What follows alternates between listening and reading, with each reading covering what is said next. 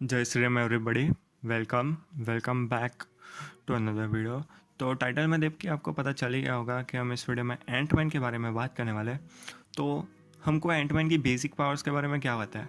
हमको सिर्फ यही पता है कि वो अपने नॉर्मल साइज से छोटा हो सकता है या फिर नॉर्मल साइज से बड़ा हो सकता है। पर क्या हम सच में एंटमैन को रियल लाइफ में पॉसिबल कर सकते हैं? तो इस वीडियो में हम इसी के बारे में बात करने वाले हैं। तो रियल लाइफ में आने से पहले हम कॉमिक बुक्स की, साइंस या फिर हिस्ट्री को जान लेते हैं। डॉक्टर हेनरी पिम ने अपनी wife doctor Janet van Dyne के साथ मिलकर एक रिसर्च प्रोग्राम को शुरू किया था शील्ड के साथ, जो कि था पिम पार्टिकल्स का, जो एटम और न्यूक्लियस के बीच के डिस्टेंस को कम या ज़्यादा कर सकती थी, जिसके मदद से हम चीज़ों को कम या ज़्यादा कर सकते थे।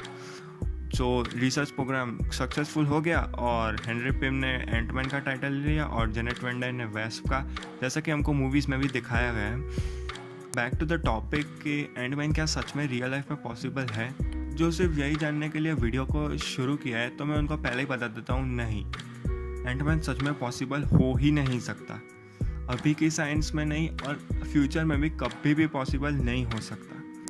अगर हम किसी भी नॉर्मल ह्यूमन बीइंग को छोटा करेंगे तो उसके साथ जो उसके लंग्स और दूसरे भी जो बॉडी के पार्ट्स है वो भी छोटे हो जाएंगे, यानी फिर वेन्स जिससे हमारा ब्लड पास होता है वो भी छोटा हो जाएगा। और अगर हमारे वेन्स ही छोटे हो गए तो हीमोग्लोबिन जो हमारे बॉडी से पास होता है वो भी नहीं पास हो पाएगा।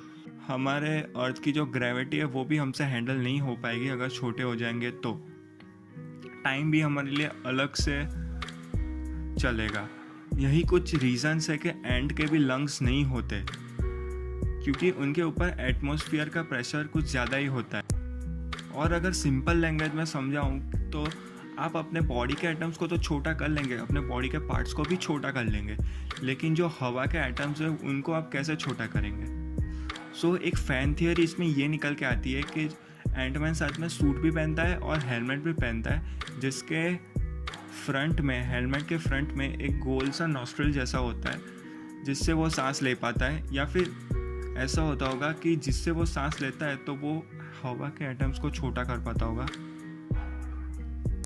ये तो बात हो गई हमारे बॉडी के अंदर के पार्ट्स की।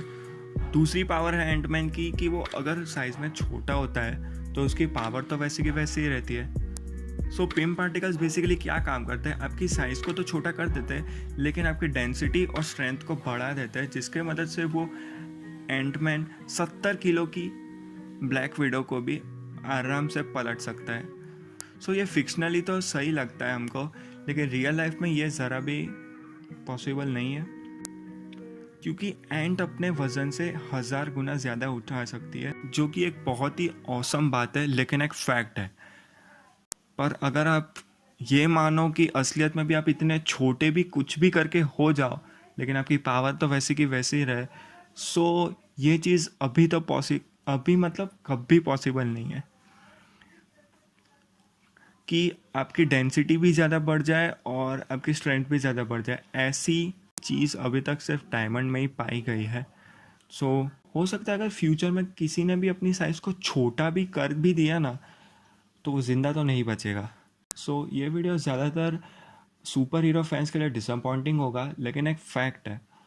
अगर आपको ऐसे ही फिक्शनल टॉपिक्स में इंटरेस्ट हो तो चैनल को लाइक करना, सब्सक्राइब करना और कमेंट में भी हमको सजेशन देना दूसरे टॉपिक्स के बारे में। अगर क्या हो कि अगर आप एक नोटबुक में किसी का नाम लिखो और आदमी मर जाए,